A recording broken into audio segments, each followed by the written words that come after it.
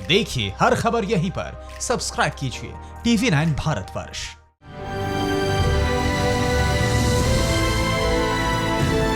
हर भारतीय परिवार का सपना होता है कि उनके पास एक कार हो।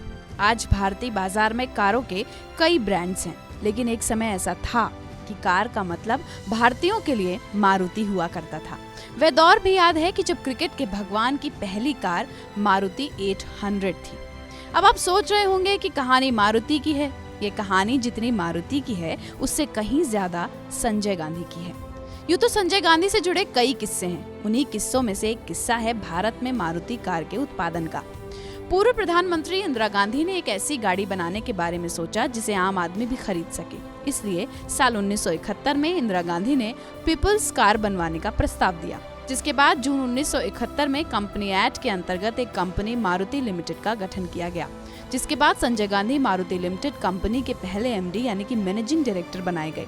संजय गांधी को नेटवर्क और कार डिजाइनिंग के बारे में कोई जानकारी नहीं थी। बावजूद इसके संजय गांधी को इस प्रोजेक्ट की जिम्मेदारी दी गई थी। लाख कोशिशों के बावजूद संजय गांधी इस कंपनी को संभाल नहीं पाए। कंपनी को बहुत नुकसान उठाना पड़ रहा था। साल 1980 में उनकी मृत्यु के बाद कंपनी ने खुद को जापान की सुजुकी कंपनी के साथ जोड़ लिया, जिसके बाद मारुति 800 के उत्पादन पर काम शुरू कर दिया गया। इंडिया में पहली बार साल 1983 में 14 दिसंबर को लॉन्च की गई मारुति कार हमारे देश की जाने मानी कंपनियों में से एक है। देश में मारुति कारों का दौर संजय गांधी की ही देन थी। उन्होंने मारुति उद्योग की स्थापना की। कहा जाता है कि इस दौरान उनके ऊपर कई तरह के आरोप भी लगे, लेकिन उन्होंने वो परवाह किए बिना आगे बढ़ने का निश्चय किया। पूर्व प्रधानमंत्री इंदिरा गांधी के छोटे बेटे संजय गांधी का जन्म 14 दिसंबर 1946 को हुआ था।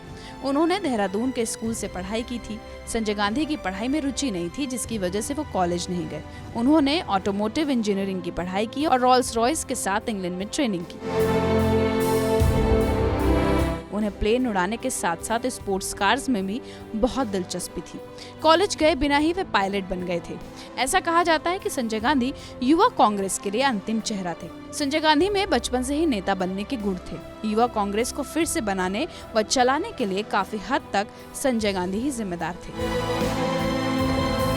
यही नहीं, आपातकाल के दौरान भी संजय गांधी ने महत्वपूर्ण भूमिका निभाई थी।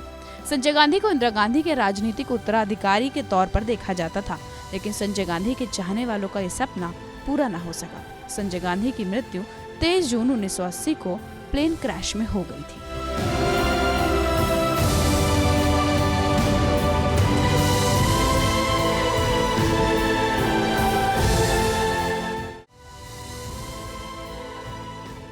TV9 network 6 languages Hindi, English, Telugu, Kannada, Marathi and Gujarati.